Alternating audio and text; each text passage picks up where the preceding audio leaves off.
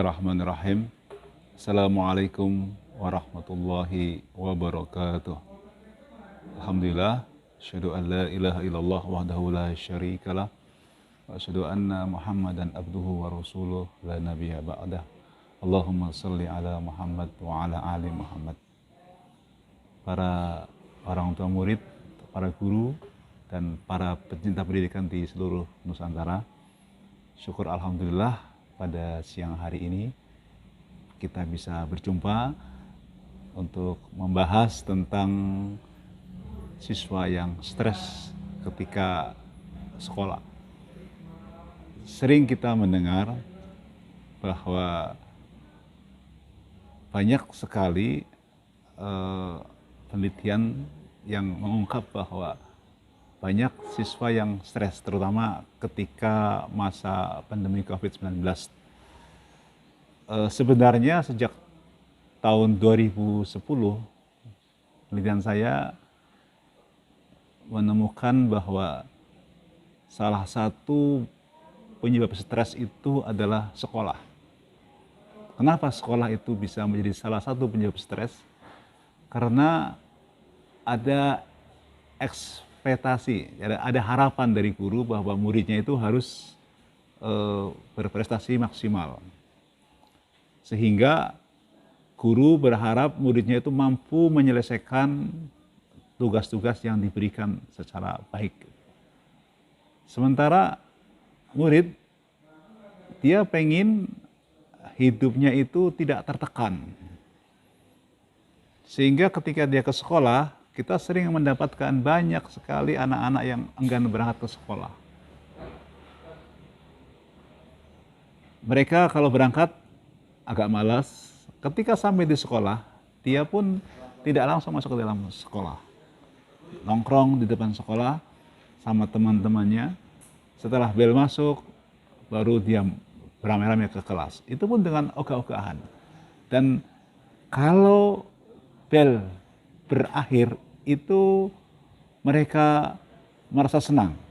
Nah, jadi ada faktor yang menyebabkan siswa stres adalah faktor guru. Nah, bagaimana solusinya supaya siswa tidak mengalami stres di sekolah? Maka seorang guru yang baik itu harus meyakinkan bahwa ketika dia masuk ke kelasnya, dia akan dibimbing menjadi orang yang baik, menjadi orang yang berhasil sesuai dengan bakat dan talenta yang dia miliki. Jadi jangan sampai anak itu dipaksa oleh gurunya harus memiliki nilai yang tinggi, mendapat nilai yang tinggi. Tidak, tetapi biarlah anak itu tumbuh seperti apa adanya. Bandingkan dia dengan masa sebelumnya. Jadi yang menyebabkan anak stres itu adalah karena dia dibandingkan dengan orang lain.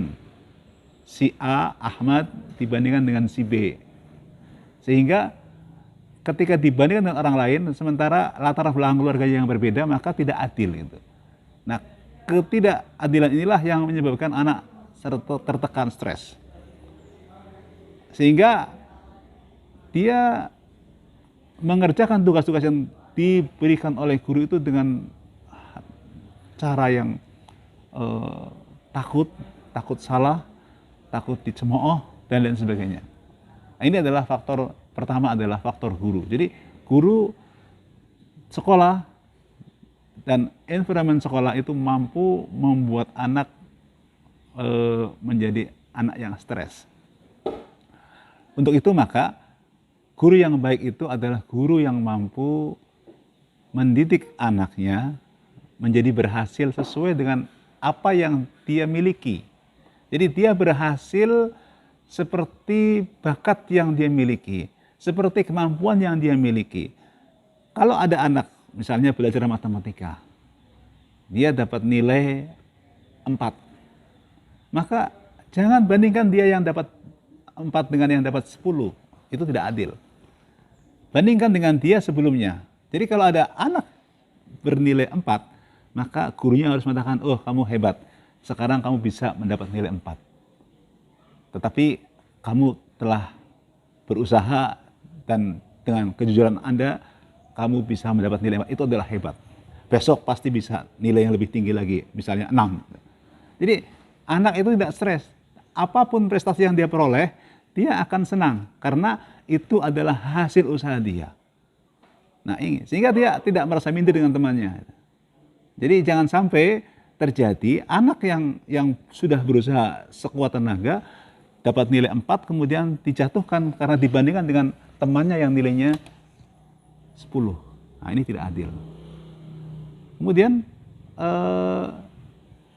akibat dibandingkan maka dia minder. Akibat dia minder maka dia stres. Nah ini, karena itu maka guru yang baik adalah guru yang tidak membandingkan murid A dengan murid B, tetapi bandingkan dia dengan masa lalunya. Jadi kalau dia dapat nilai 4, hebat, kamu sekarang bisa dapat nilai 4, besok bisa dapat nilai 7, dan seterusnya. Jadi bandingkan dengan kondisi dia sebelumnya, maka dia akan bahagia karena ada perkembangan. Dan sebenarnya pendidikan itu adalah perkembangan dari yang kurang bisa menjadi lebih bisa. Ini adalah faktor guru. Kemudian yang kedua, di masa pandemi sekarang ini adalah faktor orang tua juga menyebabkan siswa stres. Kenapa faktor orang tua bisa menyebabkan siswa stres? Faktornya adalah orang tua itu berharap anaknya itu sukses dalam pendidikan. Banyak orang tua yang merasa bangga kalau anaknya hebat, dia cerita ke orang lain. Wah, anak saya itu pinter ini, pinter itu. Tapi dia akan merasa malu kalau anaknya itu tidak berprestasi. Nah, akibatnya maka orang tua tuh dengan sekuat tenaga bagaimana caranya anaknya itu bisa berhasil. Maka banyak anak-anak yang hidupnya itu tersiksa. Pagi ke sekolah, sore les, kemudian malam suruh belajar. Sehingga waktu yang dia miliki itu hanya untuk belajar tanpa dia diberi kesempatan yang leluasa untuk bermain. Padahal anak-anak SD itu adalah jiwanya jiwa bermain. Kalau dalam istilah psikologi, dalam teori psikologi, anak itu memiliki korteks otaknya yang digunakan untuk bermain.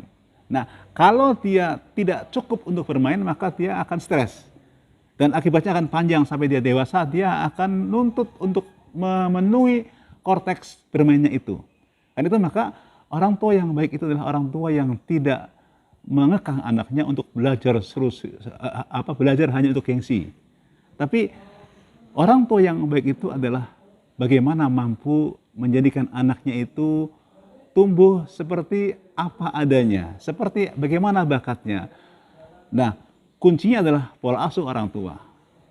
Saya beberapa kali menemukan kejadian, ada seorang keponakan yang kebetulan oleh gurunya di sekolah dianggap karena tidak naik kelas di kelas 5, dan menurut gurunya ini adalah sangat luar biasa karena nilainya itu rendah sekali, maka saran oleh gurunya dia harus masuk ke sekolah luar biasa. Nah, kebetulan dia orang tuanya ketemu sama saya, kemudian dia bercerita tentang anak yang divonis harus pindah ke SLB. Ternyata setelah didiagnosis, ternyata anak ini tidak harus masuk luar SLB. Cuma model pola asuh orang tuanya saja yang membuat dia itu tidak mandiri. Nah, setelah saya amati, ternyata memang anak ini anak yang paling besar di antara kakak-kakak dalam keluarganya. Sehingga analisa saya adalah dia terlalu dimanja oleh orang tuanya. Makanannya berlebih, tetapi tidak mau bekerja. Ketika anak-anaknya lain bekerja, dia tidak bekerja. Akibatnya apa? Akibatnya dia tidak memiliki skill untuk mengatasi masalah. Karena itu maka dia tidak mampu memecahkan masalah yang dia hadapi. Akibatnya dia tidak berkembang secara intelektual. Nah, ketika dilatih, disadarkan orang tuanya bahwa orang tuanya itu harus memberikan tugas kepada anaknya. Jadi hal terindah yang diberikan oleh orang tua kepada anak adalah anak mampu memecahkan masalah yang dia hadapi. Nah, ketika orang tua sudah bisa memberikan bekal kepada anaknya untuk memecahkan masalah yang dihadapi, maka anak itu akan tumbuh menjadi anak yang luar biasa. Hebat, bukan luar biasa rendah, tapi dia akan menjadi tumbuh anak yang berhasil. Dan ternyata memang setelah orang tuanya mengubah pola asuhnya, dia mengasuh dengan kasih sayang yang sama dengan kakak adiknya yang lain, dia memberikan tugas yang sama dengan kakak yang lain, dia kemudian menyadari bahwa ada kesalahan dalam pengasuhannya, maka anak itu kembali kepada hidup yang normal. Dan ternyata dibandingkan dengan keluarganya yang lain, dia adalah anak yang paling cepat selesai ketika kuliah di S1. Banyak hal yang terjadi karena apa? Karena pola asuh orang tua. Dan anak stres itu karena orang tua tuh pengen anaknya tuh seperti mimpinya orang tua. Jadi kita sering melihat banyak orang tua yang dulu cita-citanya pengen jadi dokter, ternyata tidak kesampaian, maka anak yang dipaksa untuk jadi dokter. Padahal itu bukan passion anaknya. Jadi orang tua itu harus arif terhadap anaknya. Tugas kita adalah membimbing, mengarahkan, kemudian supaya anak itu menyadari apa yang dia suka. Tetapi orang tua mengarahkan, kalau kamu jadi ini, maka semacam ini konsekuensinya. Jadi tidak harus memaksa kamu harus jadi dokter, kamu harus jadi insinyur, tetapi jadilah dia orang yang berkembang, sukses menurut dirinya sendiri. Kemudian yang penting adalah bagaimana dia menjadi orang yang jujur, orang yang beradab. Karena tanpa itu tidak akan ada arti kehidupan. Dan ingat, Allah berfirman, ya ayyuhalladzina amanu qu anfusakum wa ahlikum naro. Jadi ujungnya itu adalah tugas orang tua itu adalah bagaimana anaknya itu selamat dari siksa api neraka. Jadi bukan menjadi dokter, bukan menjadi insinyur, bukan menjadi apa saja, tapi yang penting amanah Allah itu harus selamat dari siksa api neraka. Maka pendidikan adab itu adalah yang utama. Karena itu maka mari orang tua, mumpung ketika masa pandemi masih banyak di rumah, anak-anak belajar di rumah, maka tanamkan bagaimana anak kita itu bisa sholat tepat pada waktunya.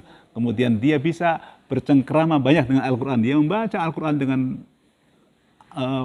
lebih daripada biasanya. Kemudian ajaklah anaknya untuk sholat berjamaah di rumah atau ke mushola terdekat. Kemudian jadikan anak-anak kita anak-anak yang beradab, jujur, dan dapat dipercaya. Kemudian dia mampu mengemban amanah dan dia bisa memecahkan masalah. Dengan modal ini, insya Allah dia akan menjadi anak yang sukses dan mampu menjadi pemimpin di masa depan. Assalamualaikum warahmatullahi wabarakatuh.